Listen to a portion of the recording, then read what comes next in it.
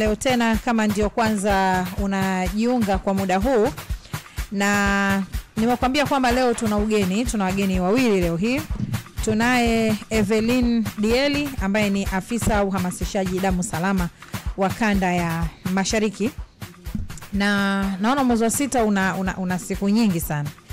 Jumapili siku ya baba, Jumatatu siku ya mtoto Afrika. Kwa maana matukio sio. Kesho Alhamis tarehe 14 ni siku ya mchangiaji damu. Kesho. Kwa hiyo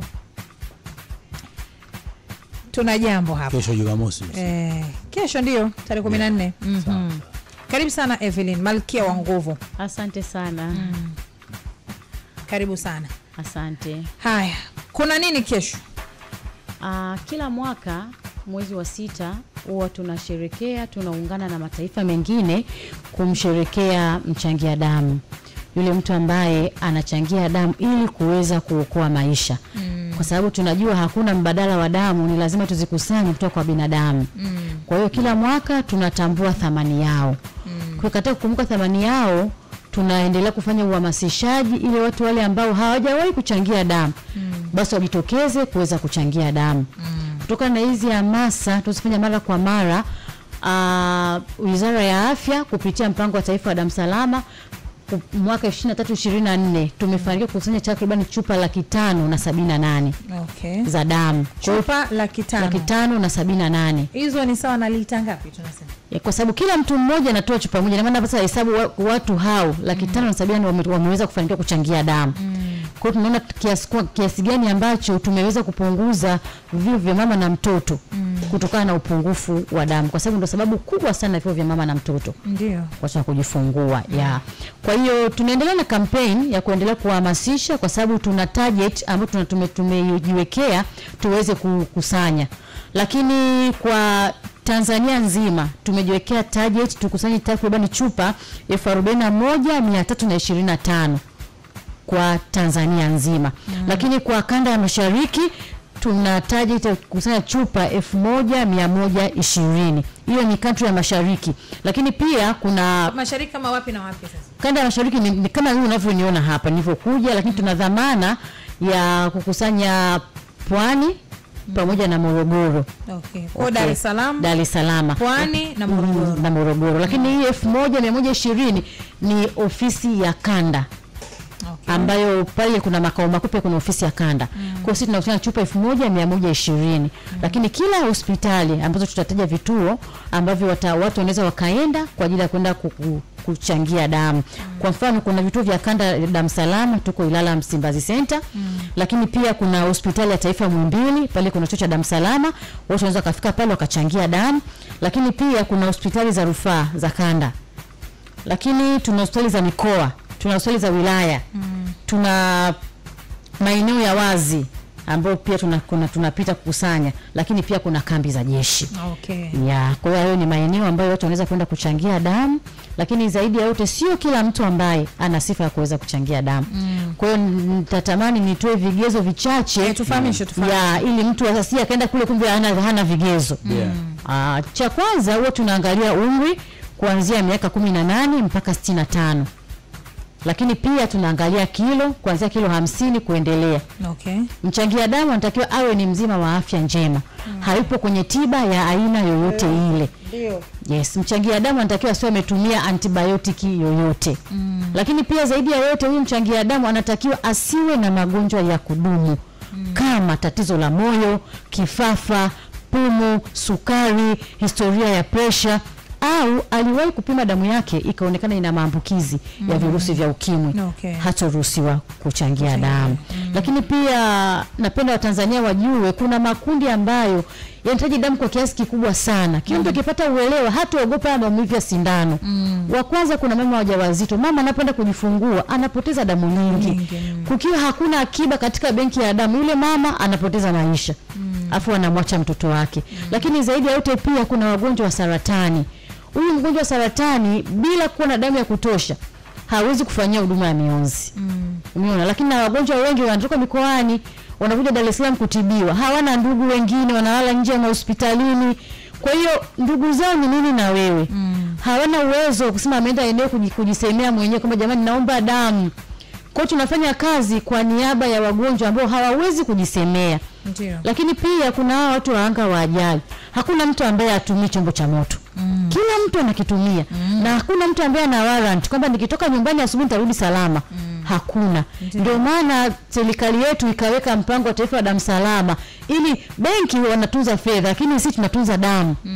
Umeona? Kwa hiyo Watanzania, yani ile dhana potofu kwamba jamani mimi nikichangia damu yangu inajaa sana, mimi nikichangia damu, hivyo vitu sio vya kweli. Mwili wa binadamu ni kama kiwanda, unazalisha damu kulingana na mahitaji yake. Kwa hiyo Watanzania wasiogope, tusiogope maumivu ya sindano. Lakini zaidi ya yote pia tuna kauli mbiu yetu inasema changia damu, leta matumaini, pamoja tunaokoa maisha. Kwa tunaona hapa kwamba damu salama haiwezi kufanya kazi peke yake. Ndio. Pasipo Watanzania, pasipo wanahabari, pasipo viongozi wetu wa serikali, yoyote ana jukumu. Kwa hiyo tuwaje kunyoshana vidole. Kwa pamoja tunaweza kupunguza na kuongeza idadi ya damu ili tuweze kupunguza vifo vinavyotokana na upungufu wa damu.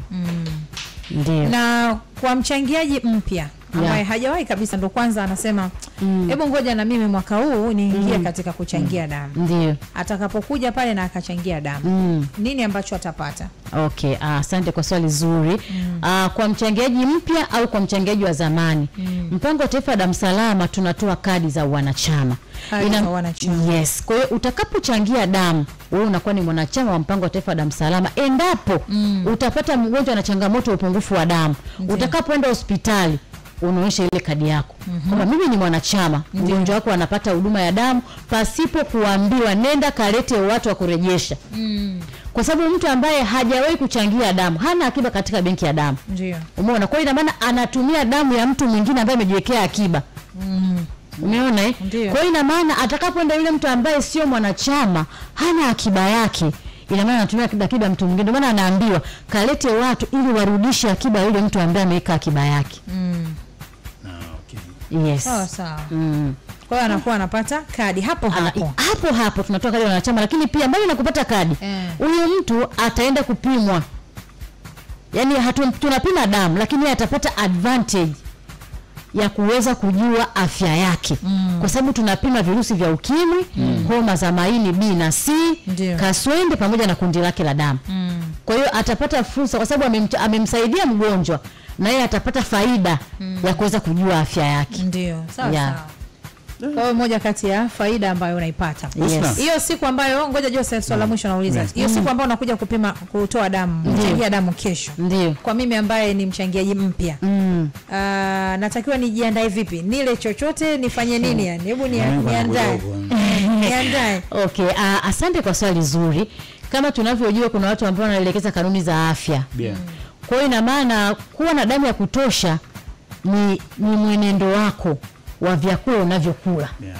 Umeona? Kwa kama wewe unakula wanasema balanced diet, labda mlo kamili, ina maana damu yako itakuwa kutosha. Huwezi kujaza siku hiyo hiyo. Kwa nini utakuwa chakula cha siku hiyo hakitakusaidia kuongeza damu yako? Inatakiwa ni uwe ni mtindo wako wa maisha. Kwamba kula mlo kamili, unakula mboga za majani, unakula dagaa, sio vyakula vya gharama kubwa. Kula mboga majani ni shilingi 500 tu, ambayo Mtanzania haimshindi, ili aweze kuwa na damu ya kutosha. Kwa hiyo huu ni mtindo wako wa maisha. Lakini cha muhimu tunasema kabla hujachangia damu unatakiwa uwe umekula chochote ndani ya masaa 4 yaliyopita. Uwe at least umekula. Ili ukienda chochote. Kwa mfano kama asubuhi ni kinywa chai, safi kabisa. Mihogo, safi kabisa. Ili ukienda pale, kwa sababu unajua njaa ina tabia kunyongonyesha. Kwa hiyo ukiwa ujala ukitoa damu kuna kitu umekitoa kwenye mwili wako, unaweza ukanyongonyea ukajisikia vibaya. Kwa hiyo ndio maana pia sisi tunatoa soda, tunatoa biskuti, tunatoa maji kwa mchangaji wetu wa damu. Na mimi baada ya Usna kunikopa hilo swali, nitaka kujua sasa baada ya kuchangia damu, kumchangiaji damu, nini anatakiwa kutumia haswa? Kwa sababu tuna hadithi kwamba ukitoa damu unatoa damu nyingi, maisha yako baada ya pale yanaanza sasa, na wewe unaanza kupanda mlima. Ukweli ni upi? Okay, asante sana kwa swali zuri.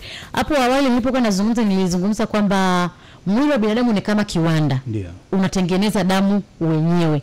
Kwa ina maana afu pia nimesema pia kuna swala mtindo wa maisha yako wewe, ulaji wako. Kwa ina maana unapochangia damu unatoa miezi 350 sana ujazo chupa ya soda. Hata lita moja haifiki. Ni kidogo sana. Kwa hiyo unapochangia, sababu mwili ni kiwanda, unakuwa una-adjust. Unazacha kile kiwango ambacho kimepungua. Kwa hiyo ina maana haimkosi chochote Mtanzania. Ilikuwa ni jana nilikuwa natoa elimu nikaa nawaambia watu. Nikasema hii damu ambayo iko kwenye miili yetu, haujui imeingiaje Joseph kwenye mwili wako. Kwa nini tunakuwa wachoyo? Yaani mtu hujui damu Mungu ameingiza ndani katika mwili wako, lakini unaambiwa msaidie mwenzako, wewe umepewa bure. Unaambiwa msaidie mwenzako, wewe unaogopa kuchangia. Mtu anakuwa na hofu, kwa damu tena hapa fumana nimeanguka. Umeona, lakini kumbe Wizara ya Afya imeajiri watumishi ambao ni very professional kwa ajili hiyo. Kwa hiyo atakapokuja mchangia damu, kwanza anaangaliwa kama hana sifa, hatumtoi damu. Okay, sifa. Sasa sikiliza, hapa kwenye sifa nilikuwa na swali langu la mwisho. Umezungumzia sifa, usiwe katika dozi, usiwe katika maradhi ya muda mrefu, usiwe na umri chini ya naweza nikawa niko clear kabisa. Lakini bado kuna watu naona anaweza akafika pale na bado akaambiwa haustahili kutoa damu. Haiwezekani. Yes. Kwa sababu wanasema mnapima, sijui kuna kidude gani, sijui damu ikionekana ndogo au toi. Okay. Ni hivi. Si nimetoa vigezo, amekuja na vigezo vyote. Yeye kabla hajachangia damu huwa kuna kitu tunaita process flow, yani mlolongo mpaka mtu anafika kwenye kitendo cha kuchangia damu. Kwanza tunamchukua details zake. Tunamuuliza maswali yale ya kawaida. Baada ya hapo anaenda kwa mtu wa maabara ambaye atampima wingi wake wa damu. Sawa.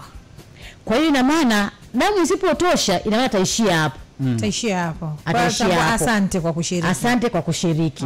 Lakini pia akipita kwa yule anayepima wingi wa damu, anaenda kwa mnasihi. Huyu mnasihi ana dodoso, lina maswali, anakuuliza. Kwa sababu kuna mienendo mingine ambayo mtu angesema labda nina tattoo na muda gani, ile swali lingi wengi wanapenda kuuliza. Tattoo pia utoe damu? Tattoo kama hajafika mwaka au kuchangia damu. Umeona, kwa hiyo akienda kwa mnasihi ana maswali mengi. Sawa. Anamuhoji. Ina maana kama kuna swali atapata changamoto, hapana wewe naomba usitoe kwanza. Kuna wale labda wana mahusiano mapya, labda mtolee mfano. Ana mahusiano mapya. Alafu yeye mahusiano mapya bwana hajapima. Kwa hiyo ina maana hana uhakika na damu yake. Ndio. Umeona tutakuwa tuna mashaka kwa sababu tunapunguza kupata damu ambazo zina maambukizi. Kwa hiyo mshauri na saa anachuja. Sawa. Haya, tupe mwongozo wa hiyo kesho. Tukumbushe vituo ni wapi na wapi, muda ni upi? Asante sana. Kuelekea siku ya mchangia damu duniani tarehe 14 mwezi wa 6, tunapowaenzi wachangiaji wetu wa damu ili wasione kwamba tumewasahau. Tunawakumbuka sana na tunatambua kazi zao wanazozifanya na damu wanaoitoa, kwa sababu kuchangia damu ni sadaka. Ndio. Ni kweli. Kwa hiyo kuna vituo vya kuchangia damu. Kituo cha kwanza ni vituo vya kanda damu salama ambao tunapatikana Ilala Msimbazi Center.